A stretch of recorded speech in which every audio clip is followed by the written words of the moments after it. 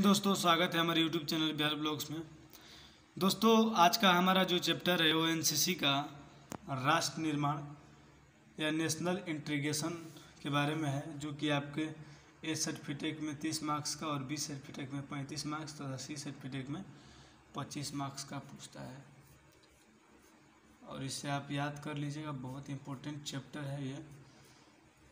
और साथ ही ये बता देना चाहते हैं दोस्तों कि अगर आप इस चीज़ का पीडीएफ चाहते हैं तो हमारे व्हाट्सएप नंबर पे संपर्क कीजिए हमसे और मैं इस पीडीएफ को आपको सेंड कर दूंगा, या आप इंस्टाग्राम पे मैसेज कर सकते हैं। ठीक है दोस्तों। तो दोस्तों, क्वेश्चन शुरू करने से पहले आपको बता दें दोस्तों कि अगर आप अभी तक हमारे वीडियोस को लाइक नहीं किए हैं तो लाइक कर दीजिए और साथ ही मेरे चैनल को सब्सक्राइब कर दीजिए। तो दोस्तों, शुरू करते हैं आज का क्वेश्चन। तो दोस्तों, पहला जो क्वेश्चन है, राष्ट्र और राष्ट्रीयता का अर्थ और परिभाषा क्या है, या राष्ट्र और राष्ट्रीयता से आप क्या समझते हैं। तो दोस्तों, इसका उत्तर होगा, राष्ट्र मात्र एक जमीन का टुकड़ा नहीं है। कोई भी देश की जनता अपनी भूमि को तन मन तथा कण कण से प्यार करती है एवं बलिदान भी दे सकती है। राज्य को राष्ट्र प्राय नहीं माना जाता है। राष्ट्र राजनीतिक इकाई होने के पूर्व मनोवैज्ञानिक इकाई है, क्योंकि राज्य की एकता किसी बाहरी तत्व पर आधारित होती है, जबकि राष्ट्र की एकता आंतरिक एकता पर आधारित होती है। तो दोस्तों, आप इसे नोट कर लीजिएगा। ठीक है दोस्तों, कि राष्ट्र और राष्ट्रीयता का अर्थ का परिभाषा क्या होगा। आगे देखते हैं दोस्तों, क्वेश्चन में क्या दिया है। आगे क्वेश्चन में दिया है दोस्तों कि राष्ट्र निर्माण के प्रमुख आधार बताएं। दोस्तों, ये काफ़ी इंपॉर्टेंट क्वेश्चन है, राष्ट्र निर्माण। इसको आप याद कर लीजिएगा, ये बराबर पूछता है। तो राष्ट्र निर्माण में प्रमुख आधार में पहला आधार जो है भौगोलिक एकता होना चाहिए, यानी भूगोल की तरफ से एकता होना चाहिए, और दूसरा जो है ऐतिहासिक एकता होना चाहिए, और तीसरा इसमें जो है राजनीतिक एकता। साथ ही अगर चौथा देखते हैं तो सामाजिक एकता, यानी समाज में भी एकता होना चाहिए, और पांचवा होता है कि मानसिक एकता, और छठा होता है जो धार्मिक समन्वय, और सातवां जातीय एकता, और आठवां राजनैतिक एकता, जो कि राजनीतिक चेतना, राजनीतिक चेतना, और नौवा है कि आर्थिक हित। ये जो 9 प्रकार के तत्व हैं, ये राष्ट्र निर्माण में प्रमुख आधार अपना देते हैं। आगे देते हैं, क्वेश्चनों में दिया है दोस्तों कि राष्ट्र निर्माण की समस्याएं। इसको ऐसे पूछ देगा कि आप लोगों से कि राष्ट्र निर्माण की समस्याएं में, यानी राष्ट्र निर्माण की समस्याएं कौन कौन सी है। तो दोस्तों, इसमें पहला जो राष्ट्र निर्माण का समस्या है, ये सांप्रदायिकता भी मानी जा सकती है। जातिवाद के चलते भी राष्ट्र निर्माण में समस्या आता है, और तीसरा भाषावाद के चलते भी आता है, क्षेत्रवाद के चलते भी आता है, साथ ही धार्मिक कट्टरता के चलते भी आता है, और छठवां पृथकता के भी चलते आता है, और रूढ़िवादिता, आठवां अशिक्षा। यानी इन चीज़ों के वजह से राष्ट्र निर्माण होने में काफ़ी समस्याओं का सामना करना पड़ता है। आगे देखते हैं, क्वेश्चन दिया है दोस्तों कि नर्मदा नदी अमरकंटक पहाड़ से निकलती है, यानी नर्मदा नदी किस पहाड़ से निकलती है। तो दोस्तों, अमरकंटक पहाड़ से निकलती है। अलकनंदा व मंदाकिनी नदियों का संगम खाली स्थान पर होता है, रुद्रप्रयाग स्थान पर। यानी दोस्तों, अलकनंदा व मंदाकिनी नदियों का संगम रुद्रप्रयाग स्थान पे होता है। आप इसको याद कर लीजिएगा। आगे देखते हैं दोस्तों, क्वेश्चन दिया है कि भारत में राष्ट्रीय एकता बढ़ाने के उपाय लिखें, या उपाय बताएं। तो दोस्तों, भारत में किस प्रकार एकता बढ़ाई जा सकती है, इसके उपाय को लिखें। तो इसमें पहला उपाय जो है शिक्षा का प्रचार प्रसार करके, दूसरा जो है आदर्श नागरिकता की भावना का विकास करके, और तीसरा जो है सामाजिक एकता को बढ़ाना, और चौथा है आर्थिक असमानता दूर करना, और पांचवा है संविधान द्वारा मान्य भाषा व राष्ट्रभाषा को महत्व देना। दोस्तों, अपने देश में कई भाषाओं के चलते भी लोग एक दूसरे से घृणा करते हैं, जबकि अपने राष्ट्र में एक संविधान के द्वारा माना गया भाषा को राष्ट्रभाषा कहते हैं और महत्व उसे ही देना चाहिए, ताकि सभी लोग लगे कि एक समान है। ऐसे अगर कोई अलग भाषा बोलेगा तो अलग अलग मानने लगते हैं लोग, ऐसी धारणा होती है मानव की। आगे देखते हैं दोस्तों, आगे दिया है दोस्तों क्वेश्चन में कि राष्ट्र निर्माण हेतु आवश्यक तत्व कौन से हैं, यानी राष्ट्र निर्माण हेतु आवश्यक तत्व कौन कौन से हैं। तो इसमें जो पहला आवश्यक तत्व है स्वतंत्र राष्ट्रीय समूह।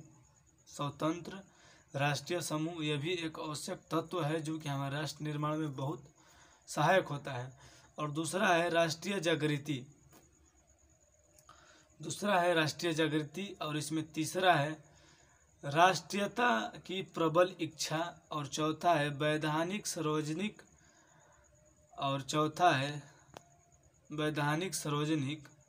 सत्ता की स्थापना। यानी दोस्तों राष्ट्र निर्माण हेतु हमें स्वतंत्र राष्ट्रीय समूह, राष्ट्रीयता जागृति, राष्ट्रीयता की प्रबल इच्छा, वैधानिक सार्वजनिक सत्ता की स्थापना करनी चाहिए।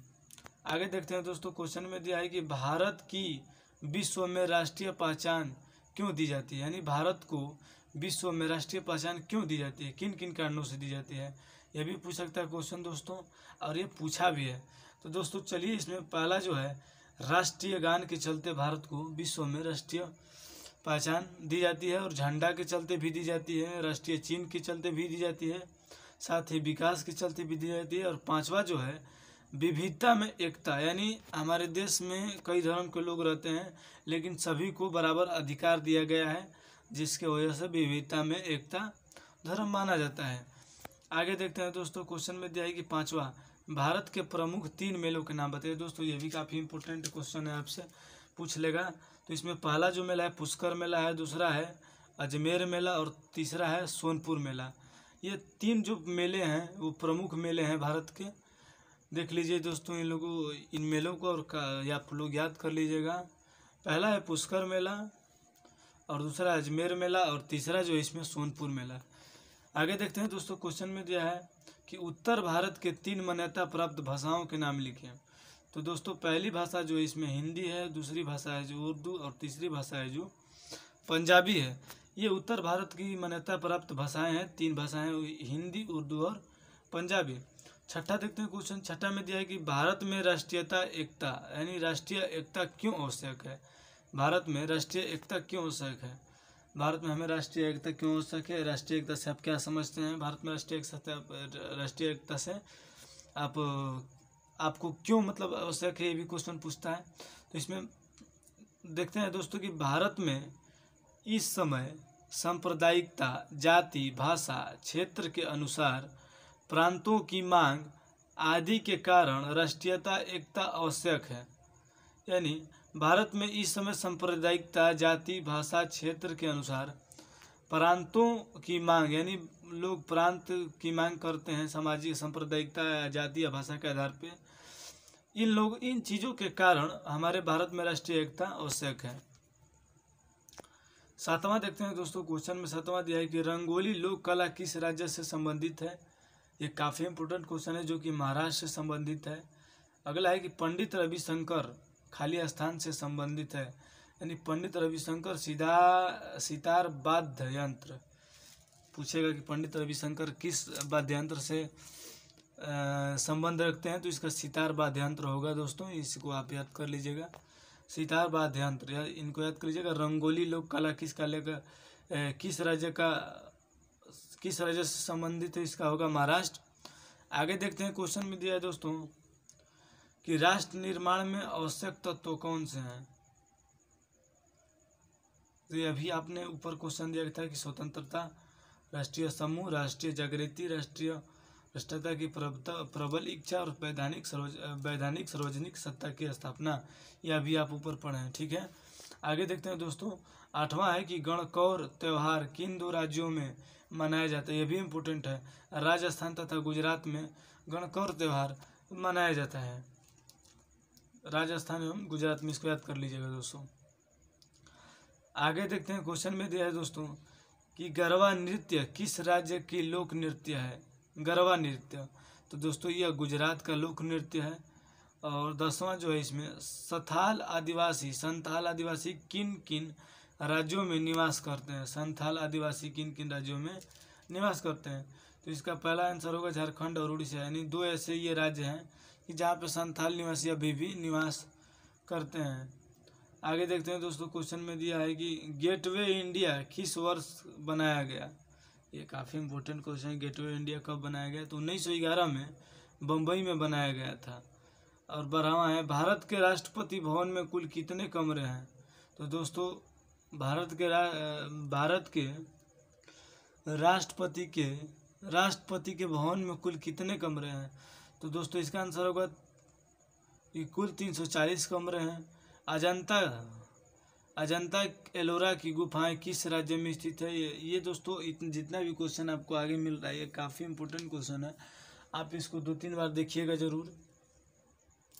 अजंता एलोरा की गुफाएं किस राज्य में स्थित है। तो दोस्तों यह महाराष्ट्र में स्थित है। दीन इलाही धर्म किस शासक ने चलाया था। तो ये अकबर ने चलाया था। आगे देखते हैं, आगे दिया है दोस्तों कि भारत की जनसंख्या को मुख्यतः कितने वर्गों में बांटा गया है। तो ये 6 वर्गों में बांटा गया है। पानीपत का तृतीय युद्ध किनके बीच हुआ। तो अहमद शाह अब्दुल्ला व मराठों के बीच में हुआ था। 17वां है कि पृथ्वीराज चौहान ने मोहम्मद गौरी को कब और कहाँ हराया। तो दोस्तों 1191 में तराइन के मैदान में हराया था।